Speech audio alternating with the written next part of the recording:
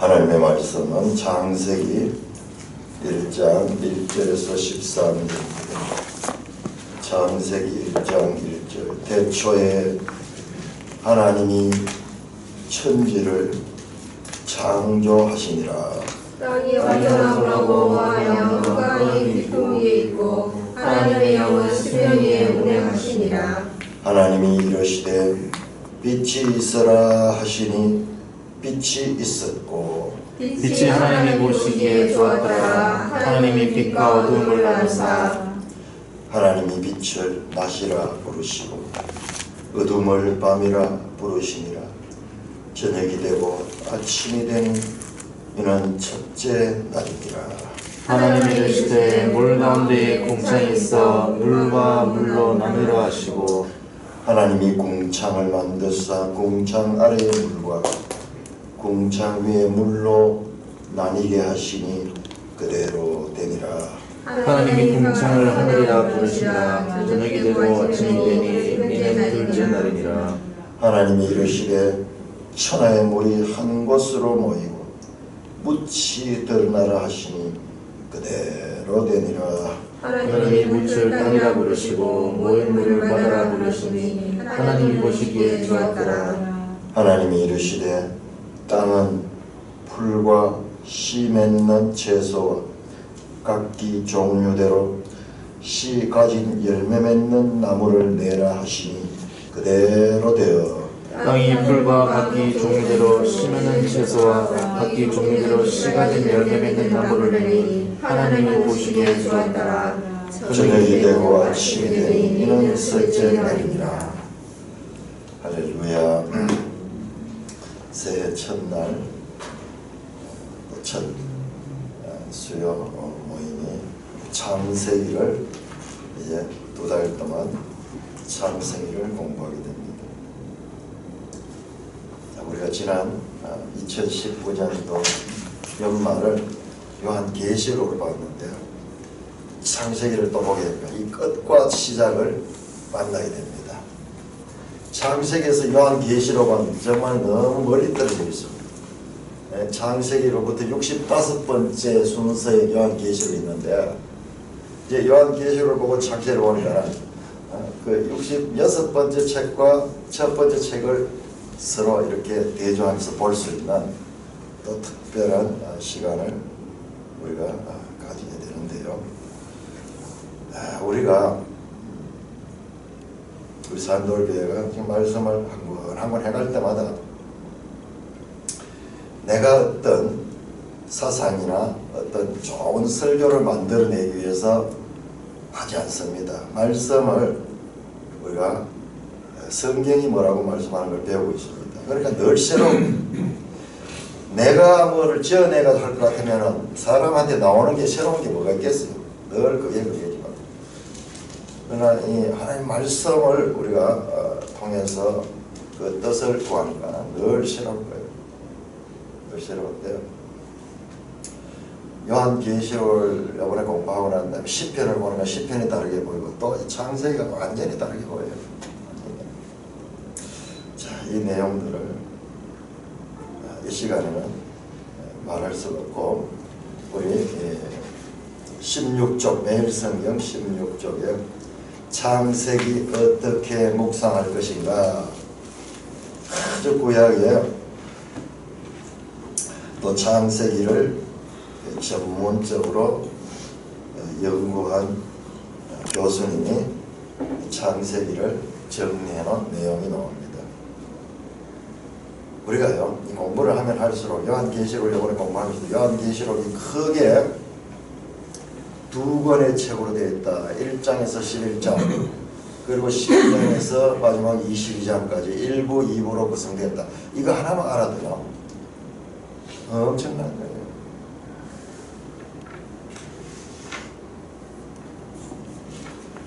이 창세기가 어떤 책이냐. 우리 그냥 이 창세기 뭐 스토리를 쭉 읽어봤는데 이게 이제 성경을 알아가면 알아갈수록 성경 각 권들마다 놀라운 구조를 가지고 있어요. 놀라운 구조를 가지고 있어요.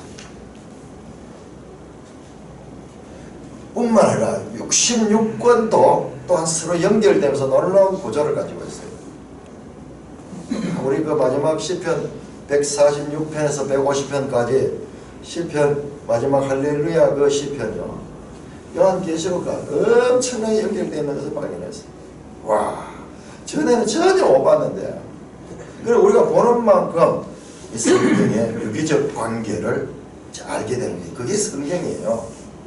그냥 성경이 뭐 좋은 스토리, 좀 덕담 같은 이야기를 하는 책이 아니라 그런 내용도 있습니다.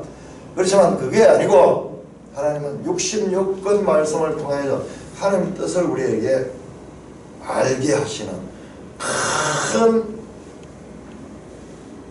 의도를 가지고 이 책을 주셨는데, 우리가 보는 것은 그냥 세상 책같이 그렇게 보았는 경우가 너무나 많이 있어요. 창세기도 여러 번 읽었지만 창세기 구조를 이래 보면 정교하게 구조가 되어 있고, 또 이 창세기는 다른 성경과 밀접한 연관을 가지고 있다. 자, 우리 이 16쪽 창세기 어떻게 묵상할 것인가. 들어가는 말, 프롤로그 들어가는 말. 창세기의 히브리어 성경의 첫 제목, 옆에 같이 보면 되겠네. 이거 굳이 이렇게 일단 떼어놓게 놨어요. 옆에 같이 보면.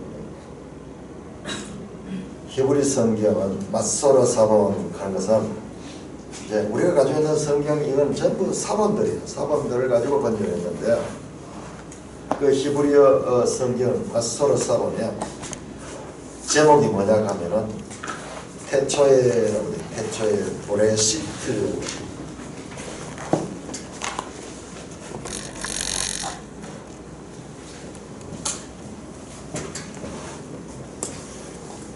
브레시트.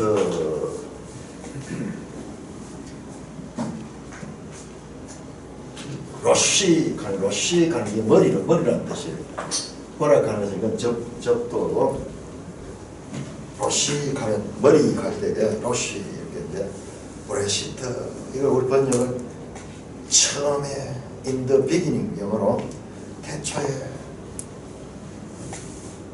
그래서 히브리 성경은 성경책 제목이 없습니다, 원래.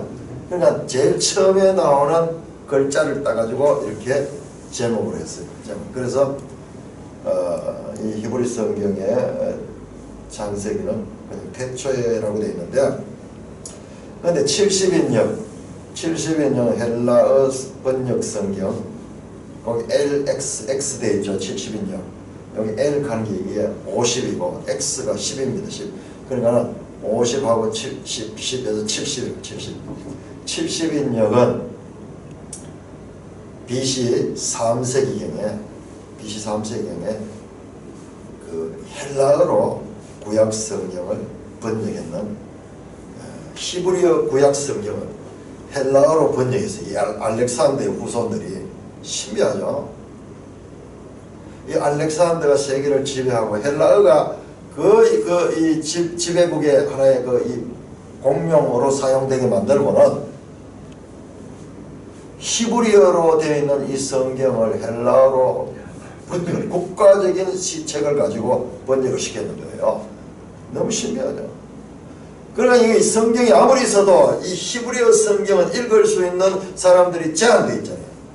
그런데 헬라어로 번역을 해보니까 이 헬라어는 이제 전 세계가 읽을 수 있는 그런 책으로 바뀌어버립니다. 이걸 누가 했느냐? 이 프톨레마이오스 왕조에서 했어요. 그 알렉산더의 후손이. 그래서 그걸 갖다가 70인역이라 그렇게 70인역에서는 제목이 뭐냐? 그럼 브레시트, 이거 히브리어고 게네시스라고 해요.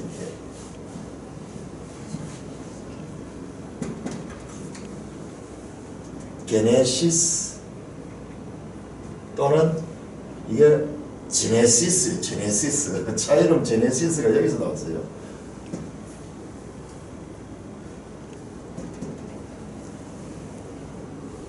제네시스.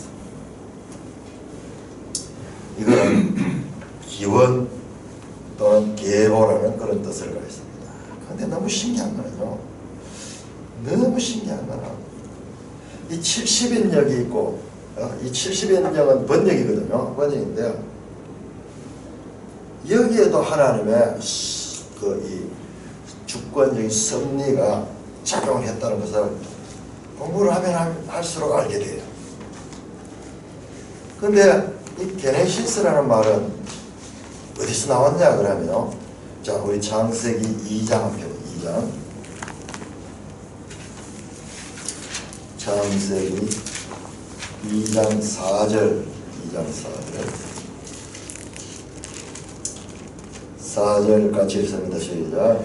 이것이 천지가 창조될 때 하늘과 땅의 내력이니 하게 요 내력하는 말이 이 헬라어로 번역한 기네시스고 이게 히브리어로 톨레도트라는 톨레도트. 좀 어렵지만은 요거는 우리가 알아놔야 되는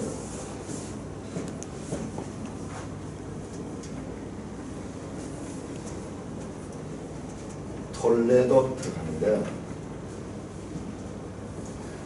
이게 뭐냐 그러면 이게 내력이라고도 번역할 수 있고 또는 이것을 족보라고도 번역할 수 있는 거예요.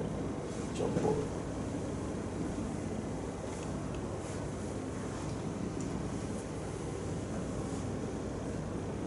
그 헬라 성경으로는 이 게네시스라는 제목을 붙였어요. 이거는 창세기를 그냥 앞자리에 이 단어를 취했는 게 아니고 창세기 전체를 보면서 핵심 제목을 뽑아냈어요. 이 톨레도트 하는 게인데요. 이게 헬라어로 번역한 게네시스인데 거기 나오죠. 계보 또는 기원 이럴 때인데요. 나중에 우리가 한번 살펴보겠습니다. 이 창세기에는요 10개의 게네시스 10개의 톨레도트가 들어있어요. 10개의 족보가 창세기 속에 딱 자리 잡고 있어요. 여러분 우리가 배우는 성경은 그냥 저도 이제 자꾸 알아가는데 보니까는 그 속에요 어마어마한 놀라운 질서를 가지고 있어요. 우리가 그걸 알지 못하죠. 그래서 창세기는 어떤 분은 그렇게 얘기해요. 10개의 톨레도트로 구성된 책이다. 그렇게 아주 정확하게 그런 말입니다. 그런데 더 놀라운 것은 자 우리 신약성경 첫째 한번 신약성경 첫 마태복음 1장 1절 아브라함과 다윗 자손 예수 그리스도의 계보라. 이 계보라고 하는 게 게네시스 헬라어 성경으로 봤을 적에 창세기 구약 성경의 첫 책인 창세기도 게네시스고 그리고 신약 성경 첫 마태복음도 게네시스. 와 이게 어떻게 된 너무 놀랍니다. 계보라 게네시스.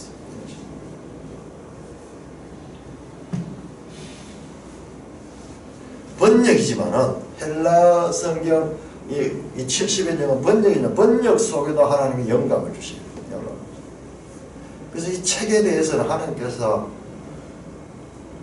기록도 성령의 영감을 통해서 기록하게 하셨고 그 다음에 번역조차도 영감을 주셨고 그 다음에 편집도 어떻게 이 순서가 이렇게 돼가지고 66권이 순서를 가지게 돼가 이거요 하나님 처음에 이렇게 책 주신 거 아니에요.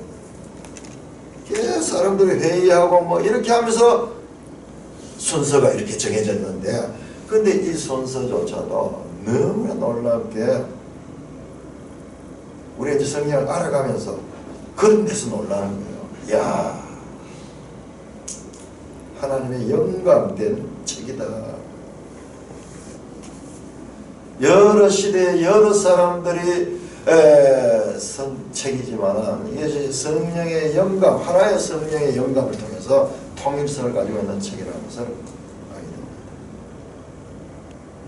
그래서 이처럼 창세기는 첫째로 우주의 시작. 자, 우리 왜 창세기라 그러냐? 창세기라고 이름 붙일 만한 거는 뭐 창세기 1장밖에 없는데, 뒤에는 뭐 나중에 뭐 아브라함 이야기고 이삭 이야기고 요셉 이야기 이런 이야기인데 왜 이게 이 책이 창세기냐? 창세기는요, 첫째로 우주의 시작, 그 다음에 여섯째 날에 짐승을 짓고 가축과 짐승들 땅에 기는 것들 짓고 여섯째 날에 사람을 지었어요. 사람과 짐승이 같은 날에 지어졌어요.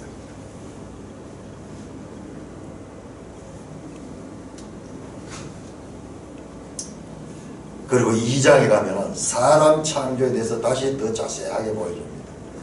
그래서 인류가 어떻게 시작되었는가, 3장에 가면은 죄는 어떻게 시작되었는가, 그 다음에 하나님께 선택받은 백성의 시작은 어떻게 되는가, 이 12장부터 아브라함 이야기로 나옵니다.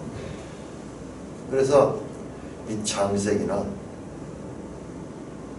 우주의 시작, 인류의 시작, 죄의 시작, 그 다음에 하나님의 택함을 받은 백성의 시작 등 여러 가지 시작에 대해서 다루고 있습니다. 자, 먼저 그 아래 보시면은 1장에서 11장 구조를 봅니다. 구조가 중요하다 그죠? 구조가 성경에서 나중에 다 공부하면 구조를 이렇게 알라 그러면은 다 알아야지 구조가 보여요. 이 구조를 탁 보면은 성경 전체 내용이 탁 정리가 됩니다. 자, 1장에서 11장, 1장에서 12장 원역사라고 해요. 다 같이 시작. 원역사 이야기. 항상 여러분들 이걸 생각해야 돼요. 1장에서 11장. 12장부터 이제 족장사, 12장부터 아브라함, 이삭, 야곱 이야기. 그리고 37장부터 요셉 이야기. 이렇게 이야기가 창세기가 구성됐습니다. 근데 이 요셉 이야기는요, 창세기 끝나는 게 아니라 출애굽기로 또 연결돼요. 그래서 창세기, 출애굽기, 레위기, 민수기, 신명기 이 5권, 이것을 모세 오경, 그러면서 토라거든요. 토라. 이 토라는 다 모세가 기록을 했고 정말 그 내용이 연결됩니다. 뿐만 아니죠. 모세 오경뿐만 아니라 여호수아도 연결되고 열왕기까지 다 연결되죠. 다 이야기가 연결된다. 성경 이야기는 처음부터 끝까지 다 연결된 이야기다 하는 것을 우리가 알아야 됩니다. 첫째로 1장에서 11장은 원역사 이야기다 또는 태고사인데, 자, 1장 1절에서 2장 4절까지 요거를 아까 이것이 하나님이 창조한 내력이니라 하는 그렇게 그렇죠. 2장 4절에 그 내력 끝까지가 첫 창조고, 그 다음에 2장 4절 B부터 2장 마지막 절까지가 두 번째 창조는 인간 창조에 대해서, 인간의 창조에 대해서 또 더 자세하게 보여주고 있습니다. 3장에서는 그다음에 인간이 타락 이야기, 3장 1절에 뱀이 탁 등장해서 사람이 죄로 빠지는 타락 이야기, 4장에서는 가인과 아벨 이야기, 타락된 인간의 후손들이 그 대표적인 인물이 가인과 아벨인데 서로 죽이는 이야기, 가인이 아벨을 죽이는 이야기, 살인 이야기. 5장에 보면은 족보가 나오는데 아담에서 노아까지 족보가 나오는데 이 족보가 몇 개냐 하면 10대예요. 10대. 정교하게 구성이 되어 있습니다. 제가 오늘 이 창세기 준비하면서 와, 너무너무 정교하지. 7일 창조죠. 7일 창조 뿐만 아니라요, 그 속에 아주 정교한 구조로 이 7이라는 숫자가 나옵니다. 7을 중심으로 해가지고 이 숫자. 그래서 바이블 코드라는 그런 책이 있는데 어떤 분이 성경 그걸 연구했는 거예요. 창세기 1장에 나오는 이 구조를 연구를 했는데 그것까지 두꺼운 책을 하나 쓸 정도로 상상하지 못하는 그와 같은 구조가 그 속에 들어있다는 것을 이야기하는데요. 자, 5장에서 족보가 나오고, 그 다음에 6장에서 8장에 대홍수 이야기, 그 다음에 9장에서 노아 언약이 나옵니다. 노아 언약. 다시는 물로 심판하지 않겠다. 그 다음에 10장에서는 이제 노아의 후손 셈과 함과 야벳을 통해서 이제 여기 이방 민족의 목록이라고 붙일 수는 없어요. 예? 모든 민족의, 왜 여기에 이방인들 보면 셈족도 나오니까 셈, 함, 야벳, 셈족을 통해 가지고 유대 족속이 나오니까 세상의 민족의 목록들 여기 나오는 나라 수가 70개 나옵니다. 70개 정교하게 구성이 되어 있습니다. 야벳 후손들, 그 다음에 함의 후손들, 그 다음에 셈의 후손들, 그 다음에 11장에 바벨성을 쌓는 이야기입니다. 자, 여기까지가 원역사고 11장이 끝나면서 하나님께서 또 하나의 족보, 셈족 족보를 다시 한번 나열하는데 거기에서 아브라함이 나옵니다. 아브라함.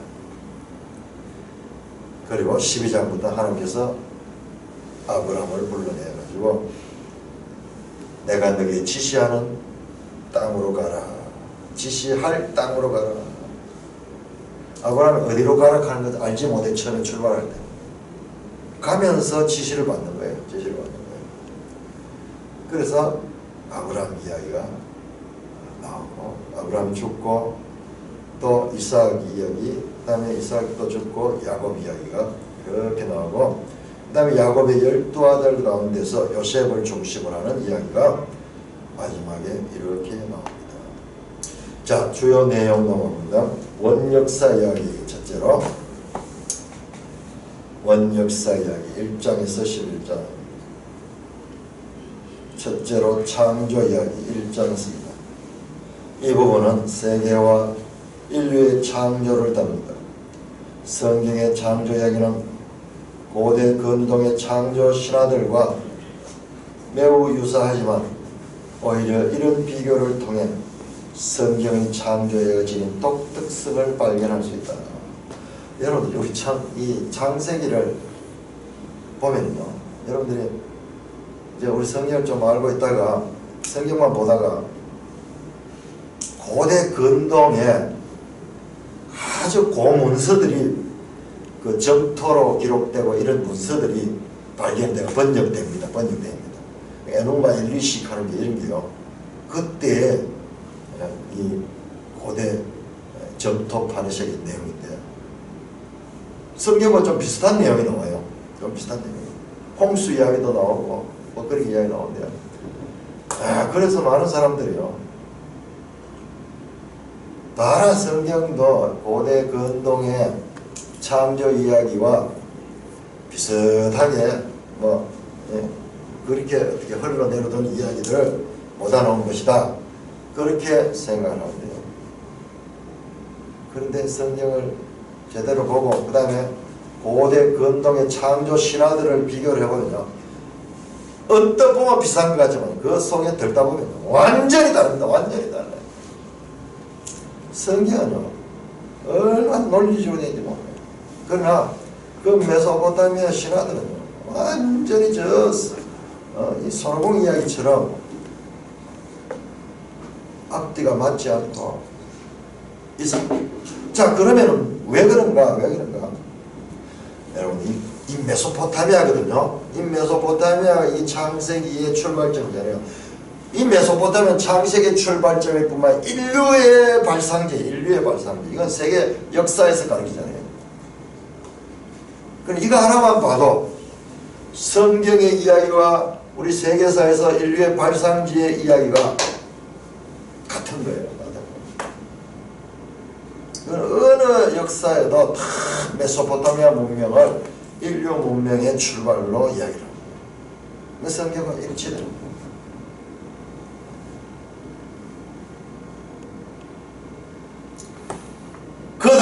그들도 바벨탑 이야기 같은 거 이런 걸 들었어요. 전 세계 종교들을 이렇게 해보면 비슷한 점이 많이 있어요. 언어에도 그렇고.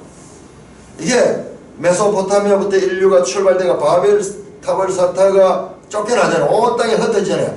그때 그들이 가지고 간 그런 이 메소포타미아에 있던 그런 문명들이 흩어지면서도 그게 퍼지는 거예요. 퍼지면서 그래서 원래와 비슷한 면들이 있는 거예요.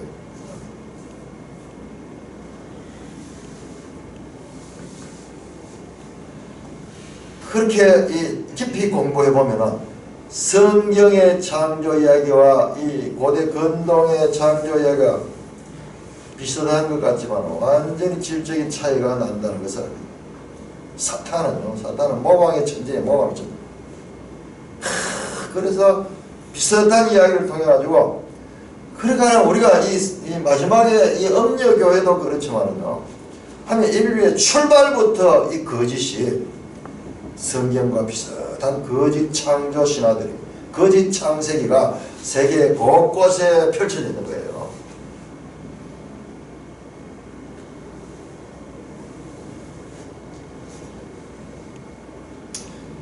먼저 성경이 말하는 세계는 하나님의 창조의 영으로 창조됐다. 하나님의 신이라고 그렇게 표현되죠. 1장 2절에 하나님의 신은 수면 위에 운행하느니라. 그 신이 영이 락. 또 고대 세계에서 신으로 숭배되던 해와 달과 별은 야훼의 하나님이 창조한 큰 광명체와 작은 광명체 별이다. 자, 고대 근동의 창조 신화들을 보면요, 뭐냐 그러면 태양신, 달신, 별신 이런 것들이에요. 이런 것. 이집트도 보세요. 이집트의 신이 태양신이잖아요. 태양신, 라 하는 태양신 또는 암몬 하는 이 전부 태양신들이에요. 전 세계적으로 이 태양신을 주신으로 숭배하는 이런 종교들이 쫙 퍼져 있어요. 일본도 저 태양이죠. 태양. 일본 국기도 태양 국기고, 일본 가는 게 거의 태양 일자, 뿌리 본자잖아요. 태양의 뭐 본산인데 이런 뜻이. 완전히 저 태양신 숭배. 세계 국기들 한번 보세요. 전부 태양, 별, 달, 이게 전부 들어있잖아요. 전부 들어있잖아요. 인간의 생각으로서는요, 가장 절대적인 존재가 태양인 거예요. 그래서 성경에서는 태양은 피조물이에요. 넷째 날에 창조된 것입니다.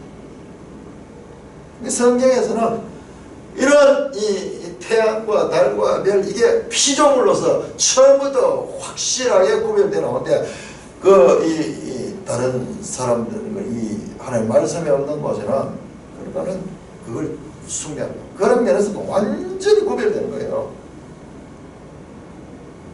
즉 성경에서는 이들의 신성이 박탈된다.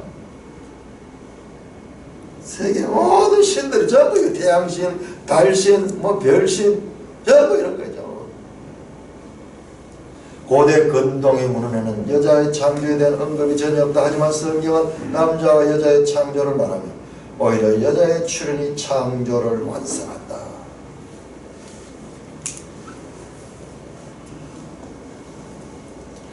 여자의 출현은 창조를 완성한다. 여자는 하나님 만드신 피조물들 가운데 제일 나중에 창조했죠. 가장 나중에 창조. 그렇게 순서를 보면은 뒤로 갈수록 6일째에 사람을 창조거든. 예. 근데 그 가운데서도 남자보다 여자를 나중에 창조하기 때문에 여자가 아주 이 하나님의 작품 가운데서도 차원이 높은 작품이에요. 살아보니까 알겠어요. 모를 때는 그냥 남자 크고 막 여자 막 옛날에 우리 남존 여비사장 그리고 남자들이 막 큰 소리 치고 살고 여자는 보잘것이게 살아보면 여자는 예민하고 신체 구조도 그렇고 그리고 여자는 남자가 가지지 못하는 아주 같은 생산력도 가지고 있고 모든 걸 그래서 남자와 여자가 한 몸을 이루는 것 이게 하나님의 이 결혼 명령 이것은 이 하나님의 명령이에요. 명령. 그런데 우리가 지금 보세요. 그 결혼을 기피하고 이렇게 하는 이게 뭐냐 이거 하나님의 뜻을 반역하는 것과 같은 반역 사상의 다름이 아닌 것입니다. 세상은 그걸 모르니까는 하나님 말씀 기준이 없기 때문에 자기들 좋은 대로 뭐 이 세상에 편한 대로 이 하나님 말씀에 완전히 말씀을 반역하는 것과 같은 그렇게 살면 복된 가정 복되지 못합니다. 결과적으로 비참하게 돼요. 비참하게. 남녀가 같이 살면서 서로 보완하게 되고 서로 맞춰가면서 그렇게 가면서 성숙해지고 성장해집니다. 참 보세요 여러분들. 우리가 반대로 생각하잖아요. 야 우리가 거룩하게 살기 위해서는 독신 생활을 하면서 그렇게 살아야 된다. 그래서 저 중들들 그 다음에 신부 수녀 뭐 저 전부 독신 생활을 하잖아요. 하나님 말씀은 정반대예요. 정반대요. 자 그렇게 독신 생활하면 거룩해지느냐? 아니에요.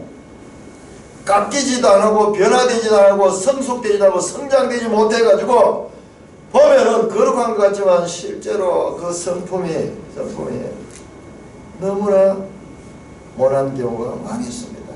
뭐 자기 혼자밖에 모르니까 그 이 하나님의 어떤 그 창조의 질서에서 벗어나니까는 그러니까는 근데 사람은 생각하기를 야 혼자 살면 동생 거룩해 보이고 천만에 정반대죠. 사탄이 속이는 거예요. 창조 기사의 목적은 하나님이 피조물을 어떻게 창조하셨는지를 과학적으로 설명하는 데 있지 않고 다른 고대 근동의 창조신은 야훼 하나님만이 유일한 창조주심을 선언했다. 태초에 하나님이 천지를 창조하시니라. 즉 성경은 창조 질서를 분석하는 과학책이 아니라 창조의 의미를 묻는 신학책이다. 과학과 신학은 상호 배제의 관계이기보다는 상호 보완의 관계이다. 요즘 창조과학자들이 많이 나오거든요. 과학자들은 우리 어떤 생각하면 과학을 깊이 연구하면은 야 하나님을 부인할 것 같고 성경을 부인할 것 같지만요. 그런 사람들도 많이 있어요. 그렇지만 제대로 된 과학자들은 오히려 성경을 통해서 더 과학의 세계를 하나님의 창조로 되었다는 것을 더 확신하면서 그것을 전하기 위해서 열심히 사역하는 사람들이 우리나라에도 창조과학자들이 많이 있어요.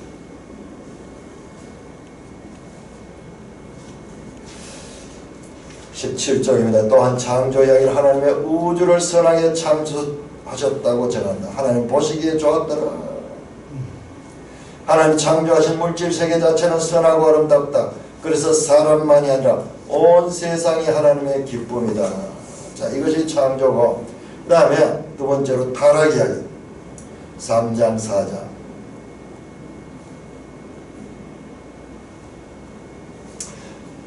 아담과 하와의 반역 사건은 죄와 고통이 이 세상에 들어온 과정을 설명한다. 왜 창세기 3장에서 죄가 들어오고 그 다음에 이 죄로 말미암아 고통이 오고 그 다음에 사망이 오는 그 이야기를 왜 창세기 3장에서 하는가? 이게 딱 요 자리에 와야 돼요. 즉 인간이 하나님께 반역함으로 세상에 죄가 들어온 것이다. 창조주 하나님께 대한 인간의 독립선언, 즉 인간의 자기주장 의지 또는 자기중심성이 죄의 본질이다. 하나님 없이 여기는 안 나왔지만은 이 사상을 불어넣는 게 사탄이잖아요. 사탄. 네가 하나님같이 될 수 있다. 네 눈이 밝아져서 하나님같이 될 수 있다. 하나님 명령을 어기고 네 먹어봐라. 그래서 하나님과의 관계를 단절시키고자 하는 그 결과 나오는 것이 인간의 자기중심성이에요. 세상 보세요. 전부 우리는 미술했기 때문에 더 그래요. 미술가가 좋은 미술가 되려면 자기중심성이 강해야 돼요. 그래서 뭐 창의성이 있어야 되고 이러면서 전부 자기중심. 오늘날 현대 이 사상들을 보면 자아를 극대화시키는 거예요. 이게 성경을 통해서 보니까 이게 바로 죄의 극대화예요. 죄의 극대화. 죄의 본질이 뭐냐? 자기중심성. 자기중심성은 뭐냐? 다시 말하면 하나님의 주인 되심을 무시한다. 로드십. 하나님 없이 하나님의 자리에 사람이 앉고자 하는 것이 자신을 주인 삼은 것이다. 죄로 말미암아 창조 질서의 조화가 깨어졌다. 하나님과 인간과 하나님, 인간과 자기 자신, 인간과 타인, 인간과 자연의 관계가 온전히 조화를 이룬 것이 에덴 동산의 삶이었다. 그런데 최초의 인간이 하나님께 불순종하며 이 관계가 파괴되었다. 첫째, 어떻게 인간과 하나님의 관계가 어떻게 파괴되냐? 인간이 하나님을 멀리하고 하나님을 피하여 숨습니다. 둘째로 타락한 인간은 자신을 부끄러워하며 남은 입으로 자신을 가며 수치심을 느껴요. 죄를 짓자마자 수치심이 그 이전에 발가벗으나 이 전에 수치심이 없는데 죄가도로부터 수치심을 삼키고 그래서 남은 입으로 자신을 가립니다. 셋째, 타락한 인간은 서로를 다투고 책임을 전가합니다. 하와는 아담은 하와에게 책임을 전가하고 하나님이 만드신 저 여자가 내게 뭐라 해서 내가 먹었습니다. 하와는 또 뱀에게 그 책임을 전가합니다. 넷째, 타락한 인간은 자연세계와도 불합니다. 땅은 가시와 엉겅퀴를 내며 수고하고 땀을 흘려야 먹고 살 수 있는 그와 같은 자연세계와도 불화하게 되는 이것이 죄가 들어온 말미암아 생긴 현상입니다. 그래서 조화가 깨져 버렸어요. 죄의 파급력은 실로 대단하다. 하나님과 멀어진 인간 세계는 피를 나눈 형제간의 살인도 맞이한다. 그게 4장의 가인과 아벨이야. 하나님은 가인에게 가해질 복수를 막으시려고 가인을 위한 7배의 보복을 약속하십니다. 자, 우리 한번 찾아볼까요? 창세기 4장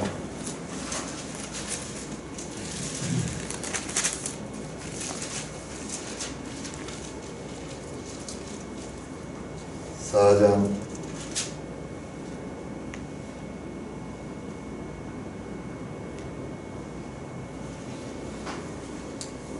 14절 15절 여호와께서 그에게 이르시되 그렇지 아니하다 가인을 죽인 자는 벌을 7배나 받으라 하시고 가인에게 표를 주사 그를 만나는 모든 사람의 죽임을 면하게 하니라.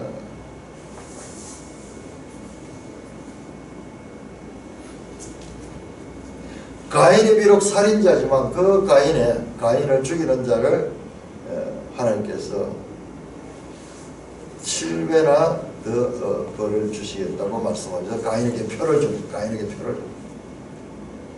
이게 최초의 표입니다. 우리 계시를 하는 그 표, 인침을 받고 그 다음에 그 짐승의 표를 받고 하던 그 표. 여기서 가인을 보호해주는 표시입니다. 이는 살인자라 하더라도 인간의 생명이 고귀하다는 사실을 받는, 그런데 소위 복수의 노래에서 4장 23절에서 나오는 라멕의 노래, 라멕의 노래에서 가인의 후손 라멕은 77배의 보복을 공언한다. 24절 가인을 위하여 벌이 7배인데 라멕을 위하여 벌이 77배다. 그러면서 복수의 노래를 하는 그와 같은 가인의 후손들의 모습이 나옵니다. 죄로 인한 인류의 삶은 점점 더 포악해졌다. 이 죄는 이같이 파급력을 가지고 온 세상을 침투해 가고 있다. 자, 세 번째 홍수 이야기입니다. 6장에서 9장. 이 단락은 하나님의 아들들과 사람의 딸들의 혼인사건으로 시작된다.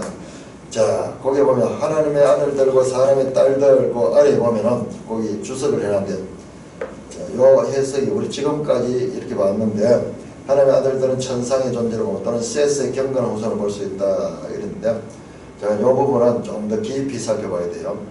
자, 하나님의 아들과 사람의 딸들의 혼인사건을 시작한다. 인간의 죄악은 인간 세계를 넘어 천상의 세계까지 오염시켰다. 하나님은 사람의 죄악이 세상에 가득함을 보시고 땅에 사람 지었음을 근심하셨다. 이러한 모든 기술은 하나님이 대홍수로 인류를 심판하시게 된 경위를 보여준다. 온 땅이 홍수로 멸하게 될 수밖에 없는 온 땅에 죄가 가득 찼는 그와 같은 상태. 따라서 이후 노아의 대홍수는 단순한 자연재해가 아니라 인류의 죄로 인한 창조주의 고통스러운 심판이었다. 대홍수 이후 노아의 첫 제사는 하나님의 마음을 돌이키는 결과를 초래했다. 의인의 제사는 하나님의 분노를 호의로 바꿀 수 있다. 하나님은 같이 읽읍시다. 시작. 사람의 죄악이 세상에 가득함과 그의 마음으로 생각하는 모든 계획이 항상 악한 뿐임을 보시고 대홍수로 심판을 집행하셨습니다. 그런데 심판 이후에는 사람의 마음에 계획하는 바가 어려서부터 악함이라는 이유로 대홍수 같은 심판을 거두신다. 즉 과거의 심판 집행의 근거가 되었던 것이 심판을 포기하는 근거가 된다. 하나님의 공의가 세상을 향한 자비와 사랑에 의해서 마지막까지 연기된 획기적 사건이다. 이를 하나님의 유턴 사건이라고도 한다. 18절입니다. 오늘 우리도 노아 시대의 사람들과 다르지 않다. 그럼에도 대홍수 같은 심판을 두려워하지 않아도 되는 것은 하나님의 마음 바꾸심, 기준의 하향 조절, 길이 참으심 때문이다. 지금 하나님은 인내의 시기요 은혜의 시기라고 할 수가 있다. 지금 우리가 살고 있는 것은 하나님의 인내의 시기 또는 은혜의 시기라고 합니다. 우리 이사야 54장 한번 찾아볼까요?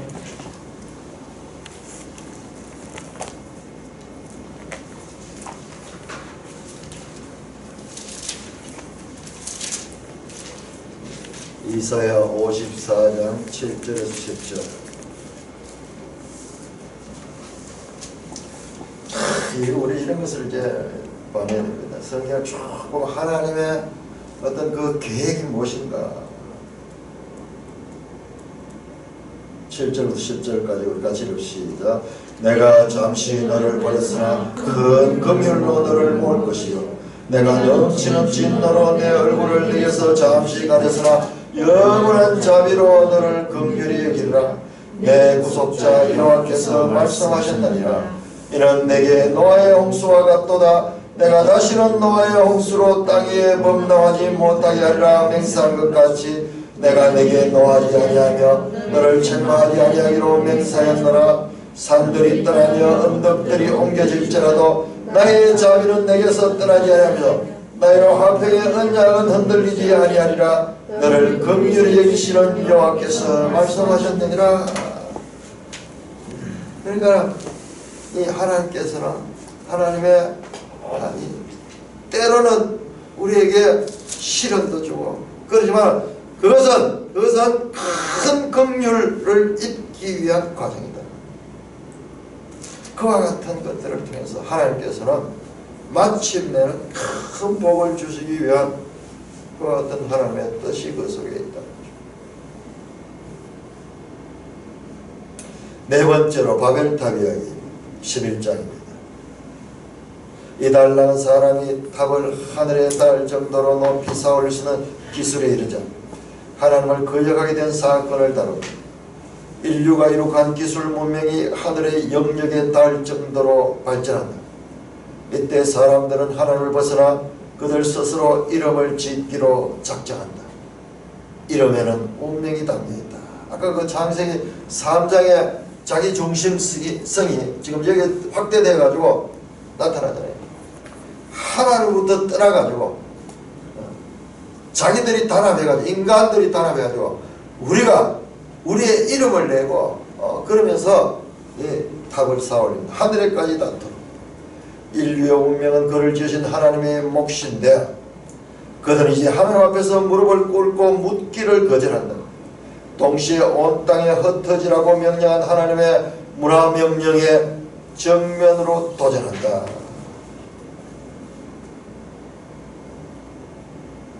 인간의 교만이 하늘을 찌른다. 하나님은 사람의 언어를 혼잡하게 하여 그들을 흩으심으로 교만한 문명을 중단시킨다. 자, 우리는 여기서 인간의 교만뿐만 아니라 계시를 통해서 인간 교만 배후의 역사는 거짓 삼위일체를 봤습니다.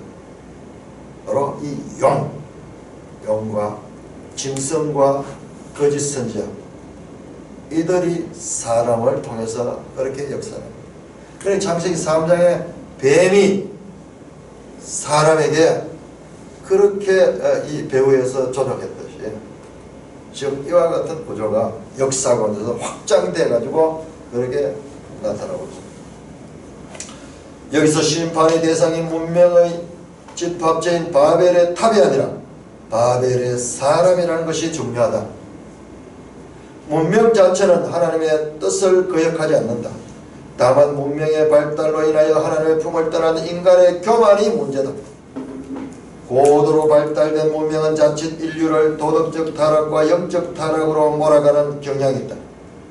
문명이 고도로 발전하고 생활 수준이 높아질 때 교만에 사로잡히지 않고 모든 만물보다 높이 계신 창조주 하나님께 가까이함이 요구된다. 인간은 이렇게 죄성이 있기 때문에 이 하나님 말씀이 없고 또 이와 같은 하나님의 징계가 없으면 교만할 수밖에 없습니다. 그러나 우리가 이 땅에 살아갈 적에 우리 그리스도인들은 이 땅의 삶 가운데 하나님께서 긴장을 주시고 긴장. 때로는 징계도 주시고 때로는 이 관계를 통해서 어려움도 주시고 그런 가운데서 우리가 그런 것을 피하는 자가 아니고 그것을 피하는 자가 그 가운데서 하나님의 뜻을 계속 알아가는 것이 이게 그리스도인의 삶입니다. 자, 다섯 번째로 원역사의 요약. 이래서 11장 우주에 대한 과학적 기원이 아니라 존재의 의미를 담고 있다. 하나님 그리고 세계, 인간 동시에 인류의 역사를 기록하고 있다. 하나님의 구원 계획은 사람의 죄로 인하여 번번이 실패한다. 자, 이것도 이렇게 표현하기 하는 것은 오해할 수 있는 여지가 있어요. 자, 일단은 이렇게 봅시다. 그래서 하나님은 인류의 구속의 방법을 달리 하신다. 아브라함이라는 한 사람을 통해 인류를 구속하기로 하신다. 즉 하나님의 구속사가 아브라함을 기점으로 새롭게 시작된다. 따라서 자, 보세요. 지금까지 나오던 그 11장까지 원역사 3장에서 죄가 들어오고 그 죄가 점점 팽창돼 가지고 그렇게 하나님을 대적하는 것과 같은 인류의 역사가 이 11장까지가 12장부터 시작되는 족장사의 배경이라 할 수 있다. 즉 하나님이 아브라함을 부르신 이유를 설명한다. 온 세상이 죄로 말미암아 이렇게 이 죄성이 깊어갈 적에 하나님께서는 그 가운데서 하나님의 이 일을 하시면서 아브라함을 불러내는 그 이야기입니다. 그래서 이어지는 족장사는 바로 이와 같은 11장까지의 배경과 연결해서 우리가 봐야 될 것입니다. 자, 거기에 18쪽에 이 표를 보십니다. 표를 봅시다. 죄가 있고 그 죄에 대한 심판이 있고 그 그런데 그 심판 가운데도 구원이 있습니다. 우리 계시록을 보면서 계시록에 그 재앙의 심판이 있고 그 가운데 구원이 있는데 여기에 지금 같은 구조예요. 3장에서는 불순종이 있었고 그 결과 심판을 받아 에덴에서 추방됩니다. 하나님께서 그때요 가죽옷을 입힙니다. 가죽옷을. 이게 구원의 상징이었습니다. 4장에서 가인이 아벨을 죽였습니다. 살인했습니다. 그래서 땅에서 유리하게 됩니다. 그러나 그 가운데도 하나님은 은혜를 베풀어서 그에게 표를 주셔서 가인을 함부로 죽이지 못하도록 그 표를 주셨습니다. 하나님의 구원의 표시입니다. 6장에서 9장 죄악이 온 땅에 가득했습니다. 홍수로 심판했습니다. 그 가운데서도 방주를 통해서 8명의 노아 가족은 구원함을 얻습니다. 자, 11장에서 이제 사람이 교만해서 하늘에까지 닿으려고 하는 그와 같은 장면입니다. 그때 하나님께서는 성 건축을 중지시키며 어느를 혼자게 그들을 온 땅에 흩어버립니다. 그 가운데서 하나님은 아브라함을 부르고 있다. 죄와 심판과 그 가운데서도 구원의 역사가 이 원역사 속에서도 이렇게 그림자처럼 드려져 있는 것을 우리가 보게 됩니다. 자, 오늘 우리 여기까지 일단 11장까지를 읽으면서 큰 이 주제를 가지고 그 내용을 살펴보시면 우리 창세기를 이해하는 데 아주 좋은 어떤 위치를 점하게 됩니다.